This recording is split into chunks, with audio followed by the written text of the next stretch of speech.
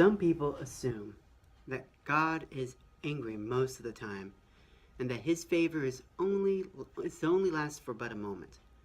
But the Bible tells us it's just the opposite. You are always the apple of his eye, even when you feel like you're spoiled fruit. God has moved on from that bad thing that you did or that terrible thing you said. He may have been angry or disappointed in that moment, but he's moved on. Have you? You don't have to worry about falling out of favor because of a failure. God's goodness is ongoing and never runs out. His favor is always around us, on us, and with us.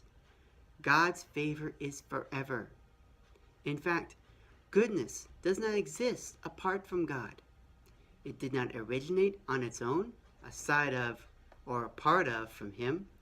It's definitely not something that originates with human beings. Do you have to train your children to be bad or good?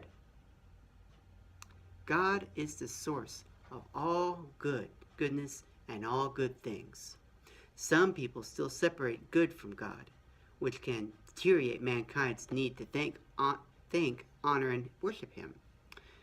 Now, this study that we're going to start begins the journey to train your eyes to see the otherwise unseen goodness of God and what his favor looks like in your everyday life. During these next 5 days, we are going to begin to see in our lives through the lens of God's favor.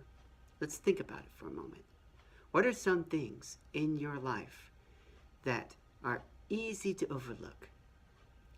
To make a point, let me show you some verses here. In Jeremiah chapter 32, verse 40, it says, "And I will make an everlasting covenant with them. I will never stop doing good for them. I will put a desire in their hearts to worship me, and they will never leave me." Or maybe from Psalm 35. Here's what this says. "For his anger lasts only a moment, but his favor lasts a lifetime. Weeping may last through the night, but joy comes in the morning." Or in James chapter 1, verse 17. "Whatever is good and perfect is a gift coming down to us from God our Father, who created all the lights in the heavens.